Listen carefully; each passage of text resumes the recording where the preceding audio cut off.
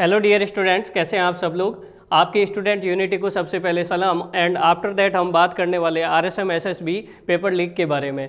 देखो, यहाँ पर बोर्ड को पता तो चल रहा है कि इंजीनियरिंग स्टूडेंट से जो पाला पड़ा है वो थोड़ा भयंकर रूप धारण करने वाला है। और ऐसा नहीं है कि यहाँ पर इन्होंने बहुत ही नॉर्मल वे में समझ लिया था कि स्टार्टिंग में उन्होंने आपको इग्नोर किया, फिर आपको कोशिश किया कि ये अपने आप ही हट जाएंगे। लेकिन स्टूडेंट यूनिटी को रियलिटी में सलाम करते हैं, क्योंकि आपने जो महात्मा गांधी की एक कहावत है, एक स्टेटमेंट है, उसको सार्थक किया है।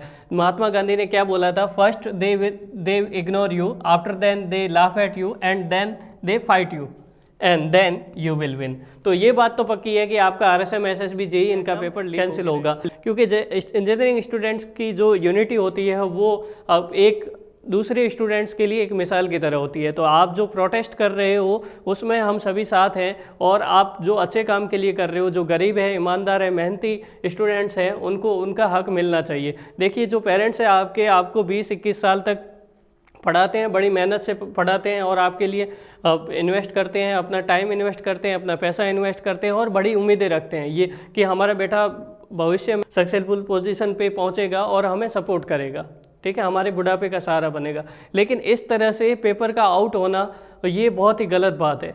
अगर आपको पेपर आउट ही कराना है, पेपर लीक ही कराना है, तो सीधा है ना, पोस्ट निकालो ही मत। आप क्या डायरेक्ट पेपर बेचना स्टार्ट कर दो, पोस्ट को बेचना स्टार्ट कर दो कि जो खरीद लेगा उसका ही सिलेक्शन हो जाएगा। किसी की उम्मीदों पे है ना ऐसे पानी मत फेरा करो, ये बोर्ड को हम कहना चाहते हैं। तो आपको ये तो समझना पड़ेगा कि बोर्ड आपको ये स्लाइटली स्टार्टिंग में आपको इग्नोर करने की कोशिश कर रहा है, लेकिन आप अपने प्रोटेस्ट को यूनिटी के साथ परफॉर्म करते जाइएगा, surely you will get success. ये बात तो पक्की है कि JEE का एग्ज़ाम कैंसिल होगा। लेकिन अभी तक इससे पहले भी कई ऐसे एग्ज़ाम हुए, जैसे लाइब्रेरियन का एग्ज़ाम है या दूसरे भी एग्ज़ाम है, जो किसी न किसी लेवल पे आउट ज़रूर हुए हैं। भले ही वो बाहर आए, इन्फॉर्मेशन उसकी बाहर आई हो या नहीं आई हो, आउट ज़रूर हुए हैं। तो इसमें हमको पहले ये तो सोचना पड़ेगा कि ये JEE का पेपर कैंसिल हो गया, लेकिन अगर ये बाद में इसी तरीके से वापस कंडक्ट किया जाएगा तो फिर और बड़ी दिक्कत होगी। इसलिए हम हमारे टाइम को इस तरह से वेस्ट नहीं जाने देना चाहते। तो आपको ये सब सीखना होगा। वैसे हालांकि आप सभी इंटरनल लेवल पे सभी जानते हैं कि हो क्या रहा है, तो नो नीड टू एक्सप्लेन। लेकिन फिर भी आपको यहाँ पर बताएंगे कि हमारे पास यहाँ जो पेपर जो डिज़ाइन होता है, पेपर का जो फ्रॉड हो सकता है, लीक हो सकता है, कितने लेवल पे हो सकता है। इसकी मेनली 5 स्टेज होती है। सबसे पहली स्टेज होती है कि पेपर डिज़ाइन करने के लिए किसी पर्सन को दिया जाए। उसके बाद डिस्ट्रीब्यूशन प्रोसेस। तीसरा होता है हमारे पास एग्ज़ाम सेंटर लेवल पे। दूसरा, फोर्थ पार्ट है हमारे पास ड्यूरिंग द एग्ज़ाम, और फिफ्थ पार्ट है आफ्टर द एग्ज़ाम प्रोसेस। ये कई लेवल पे जो है यहाँ पर पेपर लीक हो रहा है या फिर स्टूडेंट को नुकसान पहुँच रहा है। तो सबसे पहले तो पेपर डिज़ाइन करने वाले से अगर मान लीजिए लीक हो रहा है, हम यहाँ पर आपको बताना चाहते हैं, हम ऐसा नहीं बोल रहे कि सारे 100% लोग करप्ट है। उसमें से 1% भी अगर लोग करप्ट है तो उसकी वजह से पूरा सिस्टम जो है ना बेकार होता है। एक गंदी मछली जो है ना पूरे तालाब को ही गंदा कर देती है। ये वही वाली बात हो गई सेम सिस्टम में। तो आपको ये जानना जरूरी है कि आपका फ्यूचर में जो एग्जाम कंडक्ट हो वो बहुत ही सही तरीके से हो। तो इन सारे स्टेज को जान लीजिए। इन्हीं स्टेज से अपन क्या करेंगे, सॉल्यूशन निकालेंगे, और फ्यूचर में जो एग्जाम होना चाहिए आपको ये भी मांग रखनी चाहिए कि एग्जाम जो हो फ्यूचर में इसी तरीके से हो। ठीक है, तो देखते हैं यहाँ पर क्या होने वाला है हमारे पास। ड्यूरिंग द पेपर डिजाइनिंग आपके पास मान लीजिए कि 10% लोगों को पता चल गया पेपर लीक के थ्रू यहाँ पर कि आपका पेपर क्या था। उसके बाद डिस्ट्रीब्यूशन प्रोसेस में 10% लोगों को पता चल गया। हो सकता है बोर्ड खुद इंक्लूड हो, नहीं भी हो, ठीक है, या बोर्ड के कुछ लोग करप्ट लोग इसमें इंक्लूड हो। एग्जाम सेंटर लेवल पे पॉसिबिलिटी ज़्यादा बढ़ जाती है। अगर कोई किसी एग्जाम सेंटर लेवल पे क्या होता है कि जो मेन सेंटर लेवल होते हैं वहाँ पे एग्ज़ाम समय से पहले पेपर खुल जाता है, तो वहाँ पर भी पेपर लीक होने की पॉसिबिलिटी बढ़ जाती है 20% लोगों की। उसके बाद हमारे पास ड्यूरिंग द एग्ज़ाम माइक्रोफोन के थ्रू या फिर ड्यूरिंग द एग्ज़ाम नकली लोगों को बिठा दिया जाता है, या जो फ़ोटो चेंज करके ऐसे स्टूडेंट्स को बिठा दिया जाता है, दूसरे की जगह एग्ज़ाम देने जाते हैं। तो यहाँ से भी नकल का परसेंटेज बहुत ज़्यादा बढ़ जाता है। यहाँ पे ड्यूरिंग द एग्ज़ाम 30% होता है लगभग। And after the exam process आपने देखा ही होगा, कई लोग जो है OMR सीट पूरी खाली छोड़ आए थे, है ना, तो वहाँ पर आपके पास 20% लोग ऐसे हो गए। तो कुल मिला के अगर आप परसेंटेज काउंट करोगे 40, 30, 70, 90% लोगों ने क्या कर दिया, इसमें पेपर लीक में भागीदार हो गए। अब ये 90% लोग जो है यही मना कर रहे हैं कि पेपर तो कहीं लीक ही नहीं हुआ है। जैसा आपको यहाँ पर कई लोग हैं उनके स्टेटमेंट भी सुनने को मिले होंगे कि पेपर लीक हुआ है लेकिन सब कुछ ठीक है, ऐसा थोड़ी होता है। तो यही वाली बात यहाँ पर चल रही है। तो अगर मान लीजिए अगर 800 पोस्ट है, 800 में से 90% चली गई तो इसके कारण तो आपका कट ऑफ तो 110 से ऊपर ही जाएगा। बेचारे जो गरीब लोग हैं, वो गरीब बच्चे हैं, मेहनती हैं, ईमानदार है, जो ढंग से मेहनत करने वाले हैं, उन सब का तो सिलेक्शन होगा ही नहीं। ठीक है, तो पोस्ट तो बेच दिया करो, सरकार को बोलो, फिर तो कोई मतलब नहीं है। तो इन सारी चीज़ों का जो है ये लिंक है, ये आपको सोचना चाहिए कि आप इंजीनियरिंग स्टूडेंट्स हो, आप सारे इंजीनियर जो है फ्यूचर में एक ऐसा एग्जाम बोर्ड का पैटर्न बनाओ जिसके थ्रू बाकी जितने भी आर्ट्स के स्टूडेंट्स हो, पटवारी का एग्जाम हो या एलडीसी का एग्जाम हो, लाइब्रेरियन का जो एग्जाम ये फ्रॉड हुआ था वो उसको लेके सभी क्या रहे, अवेयर रहे और सभी को इसमें हेल्प मिले, ऐसा कुछ पैटर्न बनाओ। तो यहाँ पर आपको देखिए ज़रा प्लीज़, आपको एक एग्जांपल बताना चाहता हूँ जहाँ पर पेपर लीक बिल्कुल भी नहीं होता, 0.0005% प्रोबेबिलिटी पॉसिबिलिटी भी नहीं होती। ठीक है, तो यहाँ पर हम बात करने वाले हैं कि हमारे पास इस किस तरह से एग्जाम कंडक्ट कराया जाए। ये एक इंपॉर्टेंट चीज़ है। आपका पेपर एग्जाम, ये जेईएन का पेपर तो कैंसिल होगा ही, लेकिन फ्यूचर में आपको बोर्ड को सजेस्ट करना है, सरकार को, गवर्नमेंट को सजेस्ट करना है कि इस तरह से पेपर कंडक्ट कराओ। एग्जाम्पल के लिए आपने देखा होगा कि आप सारे इंजीनियरिंग स्टूडेंट हो, गेट का जो एग्जाम होता है वो गेट का एग्जाम किस तरह से होता है। गेट का एग्जाम कौन कंडक्ट कराता है? आईआईटी कंडक्ट करवाती है। और कैसे करवाती है? ऑनलाइन पेपर करवाती है, और ऑनलाइन पेपर टीसीएस के थ्रू करवाती है। तो जहाँ पर आपके पास नकल के चांसेस बहुत ही कम रहते हैं, वो 10 मिनट पहले, 5 मिनट पहले पेपर तो अपलोड करते हैं, और उससे पहले तो पेपर ही नहीं अपलोड होता है। 5 मिनट पहले पेपर अपलोड कर दिया, उसमें भी ऑनलाइन उनके 3 से 4 पेपर होते हैं।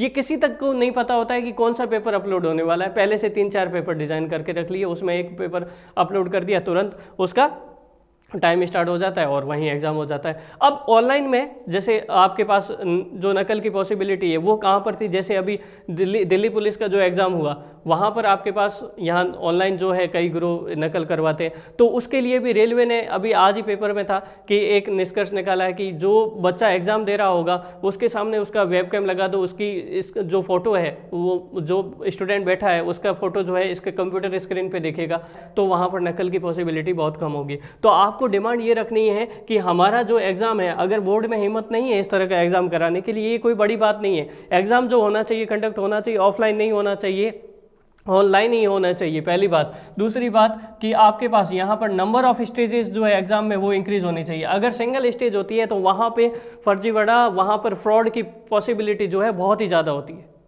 तो नंबर ऑफ एग्जाम स्टेजेस को, जैसे आपके एग्जाम में क्या था, अभी नॉन टेक्निकल पार्ट भी था और टेक्निकल पार्ट भी था, तो 40 क्वेश्चन का उसका सेपरेट पेपर करा दो, भले टाइम लगे। ठीक है ना। और लेकिन ऐसे तो ज़िंदगी बर्बाद तो नहीं होगी।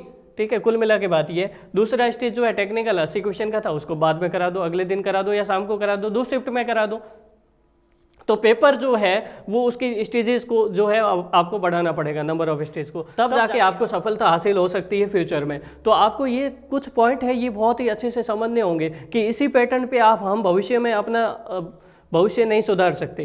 ठीक है, आपको ये देखना ही पड़ेगा कि छात्र हित में या जितने भी स्टूडेंट हैं उनका भविष्य आगे कैसे सुधरे, उसके लिए आपको ये पैटर्न फॉलो करना पड़ेगा। अगर बोर्ड नहीं करा सकता, सरकार स्टेप्स नहीं ले सकती, गेट को आईआईटी को दे दीजिए एग्जाम, अच्छे से कंडक्ट करवा लेगी, और कई लाख लोगों का वो अच्छे से कंडक्ट करवाती है।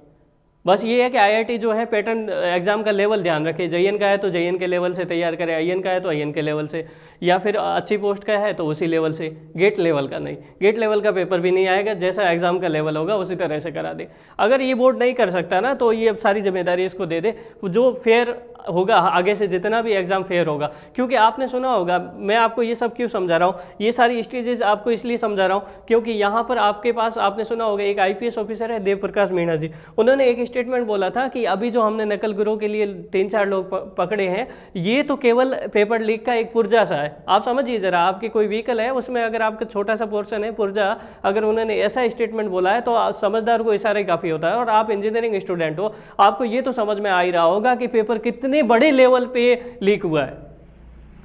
ठीक है, आपको ये सब सोचना है, तो आपको ये तभी ये आपका प्रोटेस्ट जरूर रंग लाएगा, सभी साथ खड़े हैं। लेकिन ये भी डिसाइड करना है, सरकार को ये भी डिसाइड करिए कि फ्यूचर में जो एग्ज़ाम हो सारे ऑनलाइन हो, और उसकी अगर आप सारे बोर्ड समर्थ नहीं है इस एग्ज़ाम को कंडक्ट कराने के लिए, इतने सारे इंजीनियरिंग कॉलेज हैं, इतने सारे कंप्यूटर अवेलेबल पड़े हैं, ऑनलाइन कराओ, क्या दिक्कत है?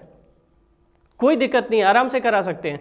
तो ये सारे प्रोटेस्ट में आपको ध्यान रखनी है। तो जो भी इस प्रोटेस्ट को लीड कर रहे हैं उन सबको हमारी तरफ से ये सजेशन है, प्लीज़ फॉलो दिस इंस्ट्रक्शन। आगे फ्यूचर में अगर आप रियलिटी में कोई राजनीति नहीं करना चाहते हैं और रियलिटी में अगर आप बच्चों का हित चाहते हैं तो आप सिंपली ये एग्ज़ाम पैटर्न को फॉलो करने के लिए मजबूर करें सरकार को। सरकार आपकी बात सुनेगी। अगर आपको उसको सरकार को फ्यूचर में दोबारा आना है तो सरकार को तो बात सुननी पड़ेगी, और नहीं तो 5-5 साल का खेल खेलना है तो ऐसे ही चलता रहेगा। ठीक है, तो ये आप स्टूडेंट्स पे डिपेंड कर रहा है। यूनिटी बनाए रखिए, थोड़ा भी ढीला मत पड़िए, सारे लोग आपके साथ हैं, संघर्ष करिए। फाइनली सभी स्टूडेंट को रिक्वेस्ट करते हैं कि अगर आपके पास कुछ पॉजिटिव सजेशन है तो आप ज़रूर बताइए, और सभी यूनिटी के साथ मिलके इस प्रोटेस्ट को करते रहिए। और प्लीज़ कमेंट करिएगा यदि आपको कुछ पॉजिटिव सजेशन देना है। ठीक है, thank you, all the best.